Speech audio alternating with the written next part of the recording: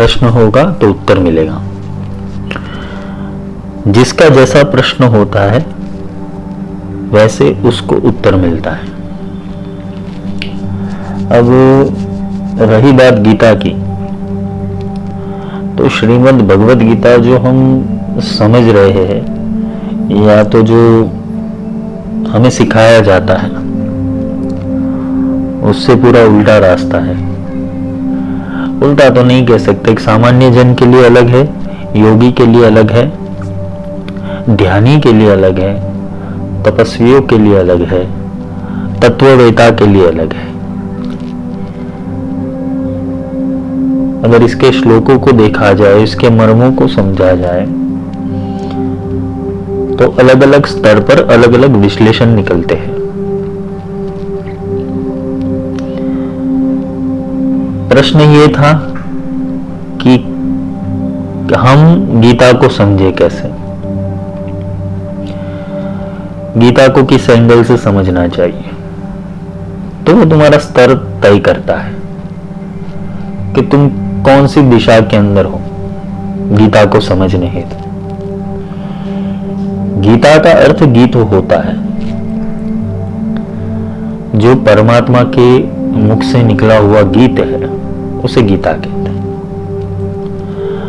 अभी ये संवाद रूप में से था, वाणी रूप में था, और वाणी रूप में होने से उसका फिर संस्कृत के अंदर अनुवाद किया गया या तो उसकी रचना की गई, वो गीत की, वो आत्मसार की रचना की गई। विषाद हर किसी के जीवन में आता है, विषाद के बिना जीवन अधूरा है, और जब तक विषाद नहीं है तब तक कर्म समझना हमारे लिए कठिन है। विषाद वो प्रश्नों से भरा हुआ है। अर्जुन की बुद्धि का जो स्तर था वो एक योद्धा था, एक मित्र था, एक सखा भाव से कृष्ण के साथ रहता था, और भक्त भी था, थोड़े भक्ति के गुण भी थे। तो उस हिसाब से उसने परमात्मा को प्रश्न किए थे, पर सामने तो परमात्मा ही था। सामने वो अलग अलग रिफ्लेक्शन से, अलग अलग भाव से उत्तर तो आए, पर तत्व परमात्मा था। शिष्य का तत्व जब प्रश्न करता है तो उत्तर गुरु का तत्व देता है। सांख्य योग, ये जो सांख्य योग है, एक आत्मा प्रश्न करता है तो परमात्मा उत्तर देता है। भक्ति योग यही है कि जब एक भक्त प्रश्न करता है तो भगवान उत्तर देता है।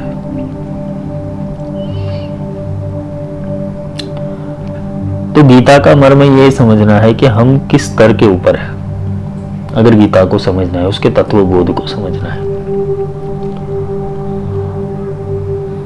गीता पढ़ना जरूरी नहीं है, गीता को समझना जरूरी है।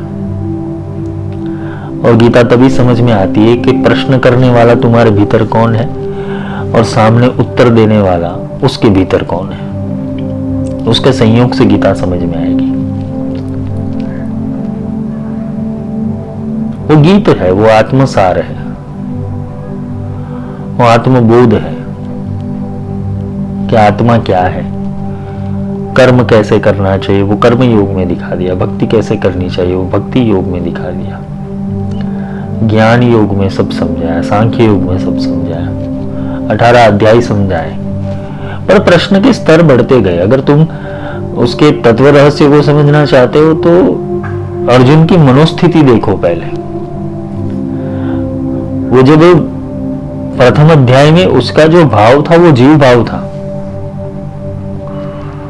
उसके प्रश्न जैसे जैसे हल होते गए उसके अंदर का आत्म जागृत होने लगा, और जैसे जैसे आत्मा जागृत हुआ उसके भीतर के जो भी अवस्थाएं थी उसने पार की, फिर जाके सामने वाले ने अपना विराट स्वरूप दिखाया। क्योंकि उत्क्रांति जीव से आत्मा तक हो गई, तो उत्तर भी आत्मा से परमात्मा के रूप में सामने आना चाहिए। तो गीता का रहस्य यही है, गीता को समझना भी ऐसे ही है। अभी गीता दो रूप से समझ में आती है। तुम कौन से रूप से समझना चाहते हो, अर्जुन के रूप से या कृष्ण के रूप से? अगर अर्जुन के रूप से प्रश्न तुम्हारा है तो तुम्हारा जो बोलते हैं ना कि जर्नी है वो जीव भाव से शुरू हो जाएगी, और तुम उसका अध्ययन परमात्मा भाव से कर रहे हो तो परमात्मा तत्व प्रकट होगा। क्योंकि जो भी कृष्ण ने गीता में कहा है उत्तर के रूप में, ये प्रश्न हुए उत्तर आए, तो उत्तर के रूप में जो भी कृष्ण ने कहा है वो कृष्ण की समझ है।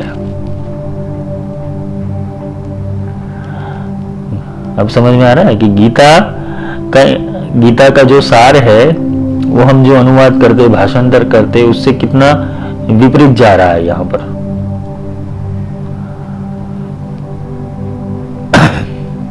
अर्जुन की अवस्था वो प्रश्न की ही है और कृष्ण की अवस्था उत्तर की है। वो एक जीव है, एक आत्मा है और एक परमात्मा है। अभी समझना है तो दो रूप से समझना गीता को, जीव भाव में भी समझो और परमात्मा भाव में भी समझो, बहुत आसानी हो जाएगी। तो परमात्मा भाव, तो कहते हैं कि परमात्मा के भाव को कैसे पकड़ा जाए, प्रश्न ये आता है। तो तुम्हारे भीतर तो ऑलरेडी वो सिम कार्ड इंस्टॉल है जिसे आत्मा कहते हैं। आत्मा की इंटीग्रिटी होती है ऊर्जाओं के स्तर के ऊपर, तो वो परमात्मा का स्वरूप धीरे धीरे धारण करता है। अथर्वशीष जो कहता है ऋतुम वच्मि सत्यम वच्मि, तो ये ऋतम क्या है? ये ऋतुम भरा शक्ति, वो एक कला जिसे हम बोलते हैं ना, गुण और कला का प्रतिनिधित्व करती है, जो ब्रह्मांड में चल रही ऊर्जाओं को एक संकलन में लाती है और उससे वाणी या वेद का या तो गीता का या तो सूक्त का विस्तार होता है। अब जब परमात्मा भाव से इसको समझेंगे तो कॉम्प्लिकेशन क्रिएट हो जाएगी, क्योंकि तुमने ये चीजों की अनुभव नहीं किया है। कृष्ण जो बोल रहा है वो हायर एनर्जी से बोल रहा है, वो बोलते हैं ना कि वो परब्रह्म की शक्ति से बोल रहा है, परब्रह्म की वाणी से बोल रहा है। तो उसका रहस्य समझने हेतु तो पहले तो परब्रह्म को जानना पड़ेगा, परब्रह्म के विषय में समझना पड़ेगा। तुम एक अध्याय को 10 बार पढ़ो, जो नॉर्मल अनुवाद है, भाषांतर है, और दूसरा तुम अपने गुरु से ज्ञान लो। ये गुरु वो बोलते ना कि कुंजी है, वो कर्मयोग को भी बहुत बोलते ना कि सटीक तरीके से सिखाएगा और आसान तरीके से सिखाएगा, क्योंकि गुरु के पास शिष्य के भीतर की ऊर्जा की समझ है। जबकि परमात्मा और आत्मा के बीच गुरु का जो संबंध है, तो जो ऊर्जा जाती है परमात्मा के पास से या तो जो वाणी जाती है परमात्मा के थ्रू, वो गुरु में उतरती है और गुरु से शिष्य को मिलती है। तो ये संवाद, ये साक्षी जो बीच में साक्षी है, वो समझाता है कि परमात्मा ये कहना चाहता है। यहां पर गीता के अंदर एक शब्द का बहुत प्रयोजन आता है जिसे बोलते हैं स्थित प्रज्ञ अवस्था। स्थित प्रज्ञ अवस्था तुम्हारे भीतर जब बनती है, तुम दोनों रूप को देख सकते हो, जीव भाव को भी देख सकते हो और परमात्मा भाव को भी देख सकते हो। और ये दोनों भाव को देखते देखते तुम्हारे साक्षी और तुम्हारे दृष्टा को खोल सकते हो। अब तुम्हें संवाद समझ में आने लगेंगे कि ऊर्जा क्या संवाद कर रही है और इसका प्रश्न क्या है। काफी लोग बोलते तत्व रहस्य में कैसे जाए, तो तत्व रहस्य में ऐसे जाया जाता है कि पहले तो स्थिति बनाओ, किसी भी चीज को एक्सेप्ट मत करो, ना वो प्रश्न को बहुत सीरियस लो, ना वो उत्तर को सीरियस लो। ये सिखाने का रास्ता थोड़ा उल्टा है, पर ये क्लिक हो जाएगा तुम में। ना वो प्रश्न को सीरियस लो जो अर्जुन ने पूछा हुआ है, ना उत्तर को सीरियस लो जो कृष्ण ने दिया हुआ है। तुम बीच में खड़े रहो। अर्जुन का जो रथ था, अर्जुन जब विषादग्रस्त था और बहुत सारी बोलते ना कि उसके विचारों का बवंडर उसके अंदर चला, तूफान चला, उसके अंदर आत्मविश्वास प्रकट नहीं हुआ, तो कृष्ण को उसने बोला कि भाई मुझे कुछ अभी समझ में नहीं आ रहा, एक काम करो, आप रथ है वो मध्य में ले जाओ, मैं पांडवों को भी देखना चाहता हूं, कौरवों को भी देखना चाहता हूं, उसके बीच में रथ ले लो। इसका कुछ प्रयोजन नहीं था, चाहता तो वो पांडव पक्ष में रहकर भी वो गीता को सुन सकता था। गीता मध्य में उतरती है, रथ मध्याम, वो मध्य में उतरती है। क्यों? स्थित प्रज्ञ अवस्था, बोधि अवस्था, साक्षी अवस्था, दृष्टा अवस्था, इसमें समझ आता है। क्योंकि महासंवाद जो होगा वो ऊर्जा का सर्कुलेशन होगा, क्योंकि जो पूछ रहा है उसको सामने कौन है वो पता है, और सामने वाले को पता है कि कौन पूछ रहा है। जब तुम्हारे भीतर कुछ प्रश्न खड़े होते हैं और तुम किसी गुरु से, किसी विद्वान से, महात्मा से तुम अपने प्रश्नों के उत्तर चाहते हो, और बात आती है कि वो हायर सेल्फ, हायर एनर्जी के अंदर है, तुम्हें समझाए तो भी क्या समझाए, क्योंकि तुम्हारे प्रश्न संलग्न है माया से, विचारों से, कल्पनाओं से, सिद्धि और असिद्धि से, प्राप्ति और गति से। तुम्हारा जो भी कुछ बोलते हैं ना कि तुम्हें प्राप्त करना है, उसके विषय में तुम्हारे संदर्भ खुलेंगे। तुम गीता इसलिए पढ़ रहे हो कि तुम्हारे जीवन में कुछ एनर्जी है, पॉजिटिविटी है। गीता को समझने की कोशिश इसलिए करते हैं लोग कि उनके प्रश्न हल हो जाए, लेकिन उनके प्रश्न वही के वही ठहर जाते हैं गीता सुनने के बाद भी, गीता पढ़ने के बाद भी, क्योंकि उनका कॉन्सेप्ट ही क्लियर नहीं है।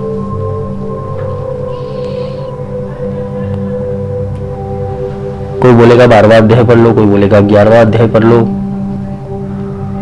15वां अध्याय पढ़ लो, पुरुषोत्तम योग पढ़ लो, त्रिगुण वाला अध्याय पढ़ लो। पर पढ़े तो पढ़कर करोगे क्या? तुम्हारे डाउट्स तो क्लियर होते नहीं है। इसलिए बोला है कि तत्ववेता गुरु चाहिए, जो तत्व को निर्देश कर सके, समझा सके। बीच में आना जरूरी है। रथ बीच में जाएगा तो ही गीता उतरेगी। तुम्हारे जीवन का भी वही हाल है। बीच का अर्थ दो रूप से अगर हम समझने जाए तो दो रूप से है। तुम्हारी बीच की अवस्था कौन सी है, जिसे साक्षी कहते हैं, स्थित प्रज्ञता कहते हैं। दूसरी कि गीता उतरेगी कैसे, ना तुम भविष्य की चिंता करो ना भूतकाल की चिंता करो, बीच में आओ वर्तमान में, क्योंकि तुम्हारे प्रश्न संलग्न है भूत और भविष्य से ही। अर्जुन ने भी वही पूछा था, ये स्वर्ग नरक, मैं अपने लोगों को ही मारूंगा, ऐसी विजय का लाभ क्या, मुझे अपकीर्ति नहीं प्राप्त करनी है। ये अर्जुन का सवाल था। वो वर्तमान में नहीं था, वो भविष्य में था, और उसके संदेह आ रहे थे भूतकाल से। वैसे ही तुम्हारे जीवन में है, तुम्हारी जो भी सोच है, शंका है, संशय है, तुम्हारे भीतर के जो प्रश्न है वो सारे भूतकाल के हैं, और संलग्न किससे है? भविष्य से।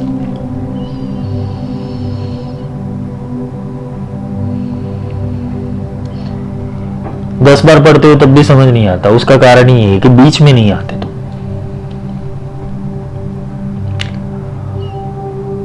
बीच में नहीं आते। जब बीच में आ जाओगे तो तुम परमात्मा को भी समझ पाओगे और आत्मा को भी समझ पाओगे,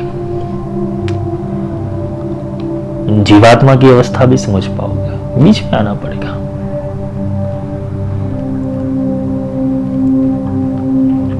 बीच में आने के बाद तुम परमात्मा के रूप से या तो परमात्मा की अवस्था से या परमात्मा जो बोल रहा है वो भी समझ पाओगे, क्योंकि थोड़ा आधा रास्ता तो काटना ही पड़ेगा तुम्हें। तो ये स्थिति बनती कैसी है? अब इसके लिए प्रोसेस है जिसे कहते हैं कि समुद्र मंथन। समुद्र मंथन करना कैसे? जो भी तुम पढ़ रहे हो, जो भी तुम्हारा लक्ष्य, जो भी तुम समझना चाहते हो, जो भी तुम्हारे प्रश्न है, जो संशय है, जो विषाद है, उसको बैलेंस करो। पहले हावी मत होने दो खुद के ऊपर। ये नेगेटिविटी आती क्यों है? तुम हावी होने देते। रुक जाओ थोड़ी देर, समझने की कोशिश करो। कोई शास्त्र पढ़ता है, उसे समझ में नहीं आता है, वो फिर बोलता है कि यार ये तो बोलते हैं ना कि बाउंस हो रहा है मेरे को, बहुत सारे कॉम्प्लिकेशन है, इसको समझो, इसको समझो, इसको समझो। पहले तुम क्लियर हो जाओ। किसी भी चीज को पकड़ो मत, एक्सेप्ट मत कर लो। कोई भी चीज को अंधी फॉलो नहीं करनी है हमें, क्योंकि उसका एक्सपीरियंस होगा तभी तुम्हारे लिए वो सत्य होगा। गीता का भी यही है, क्योंकि ये सारी बोलते हैं ना कि अनुभव का मार्ग है पूरा, ये पढ़ने लिखने का मार्ग नहीं है। लिखा लिखी की है नहीं, देखा देखी की बात है, वो देखना पड़ेगा। क्या आज भी गीता उतरती है? प्रश्न ये है कि आज भी वो संवाद चालू है? क्या आज भी परमात्मा उत्तर लेके खड़े होते हैं? तुम भगवान को संसार के बारे में पूछोगे तो वो क्या बताएगा तुम्हें? भगवान को तुम विज्ञान के बारे में पूछोगे तो कुछ समझ में आएगा, ज्ञान के बारे में पूछोगे तब कुछ समझ में आएगा, तुम आत्मा के बारे में पूछोगे तो कुछ समझ में आएगा। तुम पूछते क्या हो? गुरु से क्या पूछते हो तुम? मैं कौन सा स्तोत्र करूं, कौन सा पाठ करूं, कौन सा जप करूं, कौन सा मंत्र करूं तो मैं मेरे जीवन में सफलता को प्राप्त कर सकूंगा? तुम यही पूछते हो, जबकि स्तोत्र मंत्र इत्यादि सबके अंदर आध्यात्म विद्या पड़ी हुई है। गीता से सक्सेस मिलती है, कैसे मिलती है? स्थिर होने पर मिलती है। ऐसा नहीं कि गीता से सक्सेस नहीं मिलती। वो बुद्धि तो जागृत हो जाए, धीम ही तो जागृत होनी चाहिए। दिजाग्रम दिजाग्रम त्रोटम त्रोटम तो होना चाहिए, वो नहीं होता। बुद्धि की जागृति कैसे होगी? स्थित प्रज्ञ अवस्था में। इसलिए बार बार कृष्ण ने अर्जुन को यही समझाया कि तू स्थित प्रज्ञ अवस्था में आ। वो रथ को भी मध्य में ले गए। वही चीज सीखनी है हमें, अपने रथ को मध्य में लेना है, वर्तमान में लेना है, अपनी मूल स्थिति पर लाना है। हमें एक नेचुरल संवाद करना है अपनी एनर्जी से या गुरु की एनर्जी से। ये थॉट प्रोसेस चालू हो जाएगा। देखो, ब्रह्मांड है, एक लॉ है ब्रह्मांड का, लॉ ऑफ अट्रैक्शन। शायद सबने सुना ही होगा। कुछ भी चीज समझ में नहीं आती तो उसे रख दो, एक बार सोचकर रख दो, उसका बार बार उसके पीछे मत पड़ जाओ और उसे छोड़कर बस उसके पीछे के रहस्य को समझने की कोशिश करो। पीछे मत पड़ना यानी कि बार बार तुम्हें किसी चीज को खरीदना नहीं है। कैसे? बीज इम्प्लांटेशन हो गया, बार बार खुद के देखना नहीं है कि पेड़ उगा के नहीं, पेड़ निकलेगा कि नहीं। इम्प्लांटेशन कर दो, समय जाने दो थोड़ा, अपने आप निकलेगा वो। वैसे ही कोई विचार तुम रखते हो ब्रह्मांड के अंदर उसको ब्रह्मांड के मध्य में रखो। ब्रह्मांड का मध्य क्या है? तुम्हारा आत्मा, तुम्हारा साक्षी। तो तुम उसके भीतर रख दो और उसको तत्व से सिंचन करने की कोशिश करो। अपनी बुद्धि को जागरूक करो पहले कि ये कहना क्या चाहते हैं। ये दोनों जो संवाद कर रहे थे, अर्जुन और कृष्ण, क्या कहना चाहते हैं आखिर? अगर अर्जुन के प्रश्न देखोगे तो सारे जीवात्मा से, आत्मा से रिलेटेड है, जीव भाव से रिलेटेड है। और कृष्ण के उत्तर देखने जाओगे तो सारे परमात्मा की ऊर्जा से रिलेटेड है। तो तुम्हें समझनी गीता दो रूप से, अर्जुन के रूप में भी समझनी और परमात्मा के रूप में भी समझनी।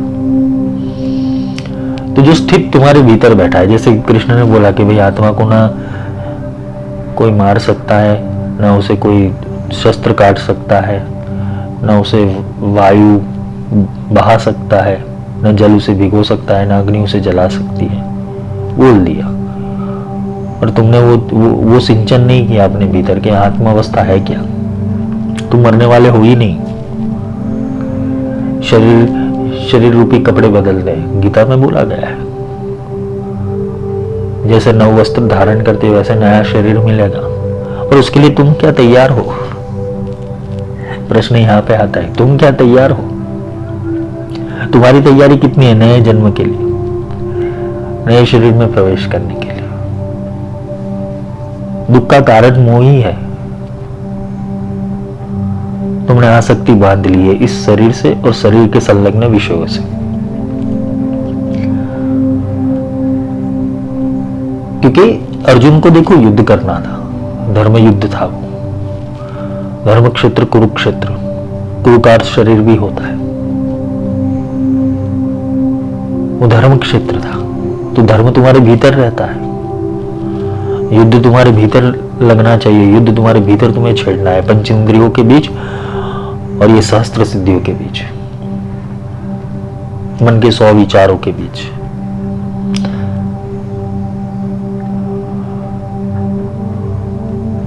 ये पंचेंद्रिय पांडव है और जो तुम्हारे सहस्त्रद्वय मस्तिष्क के अंदर चलने वाले जो 1000 प्रकार के 100 प्रकार के विचार है, तुम्हें उनसे लड़ना है।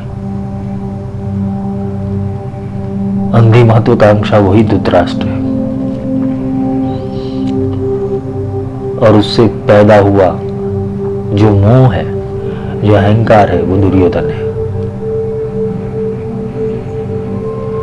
तो ये समझना है। तो भगवद गीता समझने हेतु तुम्हें मध्य में आना पड़ेगा। और जैसे तुम मध्य में आओगे तुम्हें ये सारे विज्ञान और ज्ञान का पता चलेगा। ये विषय फिर जब मैं भविष्य के अंदर लूंगा तो गहराई से समझाऊंगा। लेकिन तुम अपनी अवस्था को पकड़ो। अगर तुम गीता पढ़ रहे हो, गीता समझना चाहते हो, तो तुम कौन सी अवस्था से समझ रहे हो और कौन सी अवस्था से पढ़ रहे हो, उसका ज्ञान अवश्य ले लेना। आज के लिए इतना ही। ये जो जिसने ये प्रश्न किया है मुझे, उसके लिए उत्तर था और उसको मैं अभी इसका जो बोलते हैं ना कि गीता का जो मैं पूरा संवाद ले लूंगा, क्योंकि ये बहुत ही इंटरेस्टिंग सब्जेक्ट है। तो भविष्य के अंदर उसका विषय हम ले लेंगे। जय माई की।